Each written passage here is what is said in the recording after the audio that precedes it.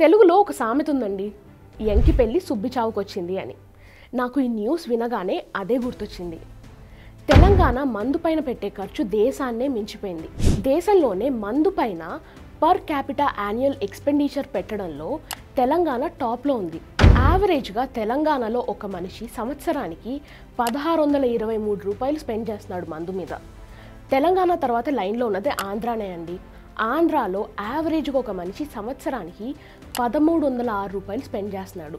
ఇక్కడ మనం నోటీస్ చేయాల్సిన విషయం ఏంటి అంటే 2014 నుంచి 2015 వరకు తెలంగాణలో యావరేజ్గా ఒక మనిషి సంవత్సరానికి 735 రూపాయలు స్పెండ్ చేస్తే, ఆంధ్రాలో 2014 నుంచి 2015 వరకు యావరేజ్గా ఒక మనిషి సంవత్సరానికి 305 రూపాయలు స్పెండ్ చేసేవాడు. ఇక్కడ ఇంట్రెస్టింగ్ విషయం మనం నోటీస్ చేయాల్సింది ఏంటి అంటే, తెలంగాణలో ఒక మనిషి 2014 నుంచి 2015 వరకు చూసుకుంటే 745 రూపాయలు స్పెండ్ చేసేవాడు. అదే ఇప్పుడు అంటే 2022-2023 వరకు చూసుకుంటే 1623 రూపాయలు అయ్యింది. అదే ఆంధ్రాలో చూసుకుంటే 2014 నుంచి 2015 వరకు ఒక మనిషి యావరేజ్గా 365 రూపాయలు స్పెండ్ చేసేవాడు. అదే ఇప్పుడు అంటే 2022-2023లో చూసుకుంటే 1306 రూపాయలు అయ్యింది. తెలంగాణలో 1,00,000కి పైగా బెల్ట్ షాప్స్ ఉన్నాయి.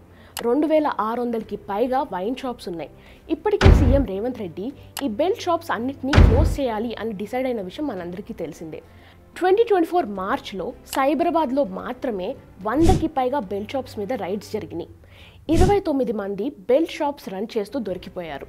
తెలంగాణ యూత్ ఇప్పటికే ఆల్కహాల్కి ఎడిక్ట్ అయిపోయారు. అంతేకాదు తెలంగాణలో 29 లక్షల మంది డ్రగ్ యూజర్స్ ఉన్నారు.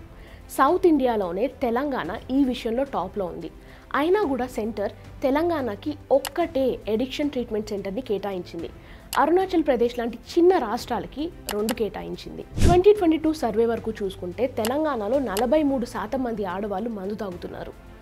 ఓల్డ్ సిటీలో చూస్తే 44% మంది ఆడవాళ్ళు మందుకి బానిసైన భర్తల చేతుల్లో సఫర్ అవుతున్నారు. బెల్ట్ షాప్స్ని క్లోజ్ చేయాలి, డ్రగ్ ఫ్రీ స్టేట్ని తయారు చేయాలి అని సీఎం రేవంత్ రెడ్డి స్టేట్లో రేట్స్ మీద రేట్స్ కండక్ట్ చేయడంలో, స్ట్రిక్ట్గా ఉండడంలో తప్పు లేదు అని ప్రూవ్ చేయడానికి నాకు ఈ నెంబర్స్ చాలు.